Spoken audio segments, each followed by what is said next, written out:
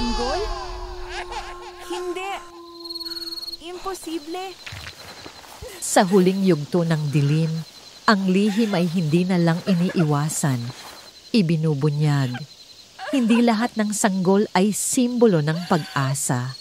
Ang iba, pamana ng sumpa.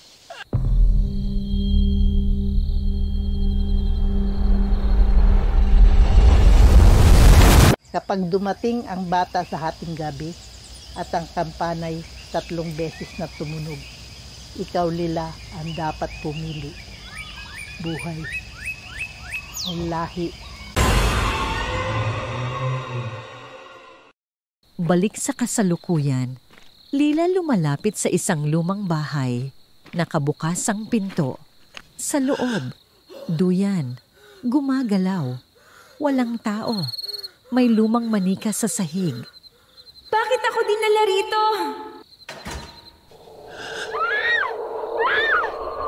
Ayan na siya, ang bagong katawan, ang bagong ina. Ayoko! Hindi ako magpapagamit! Lahat ng ilaw biglang bumukas. Nakapalibot ang mga nilalang. May pakpak, mahahabang dila, mga mukhang hindi na makatao. Kami ang lahi mo, Lila. Huwag mo na kaming ikaila. 7 taon nakaraan. Lila, bata pa, umiiyak sa gitna ng ulan. Nakasilong sa ilalim ng puno. May lalaking may itim na balabal, lumalapit. Pagdating ng panahon, pipili ka kung sino ka talaga. Lahat ng liwanag may aninong sinusundan. Iniabot ang itim na kwintas. Sa pendant, may nakaukit. Sa dugo nagsisimula. Sa dugo matatapos. Balik sa kasalukuyan, Lila hawak ang itim na itak. Tumitigil ang mga nilalang. Umuungol, natatakot. Hindi ako ang magiging ina. Ako ang magiging wakas.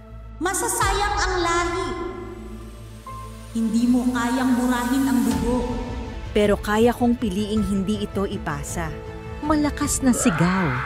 Tumama ang itak sa sahig. Pumutok ang lupa. Ilaw. Sigaw. Lumalakas ang pag-iyak ng sanggol. At sa unang pagkakataon sa daang taon, ang lupa ay umiyak. Ang gabi ay napunit. Ang kadiliman ay napaatras. Hindi ako nagwagi. Pero natapos ko na ang kailangan kong tapusin. May sanggol na umiiyak. Pero ngayon malambing.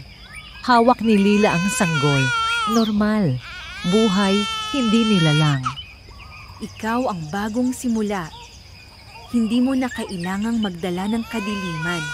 Ang lahi ng dilim ay tapos na. Pero ang anino, palaging nandyan.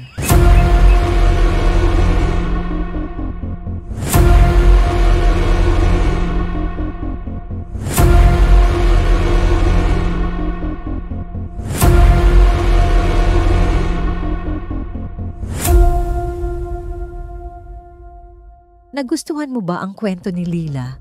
Kung gusto mo pa ng mas madidilim na alamat at kwentong nakakakilabot, mag-subscribe at huwag kalimutang pakinggan ng hangin.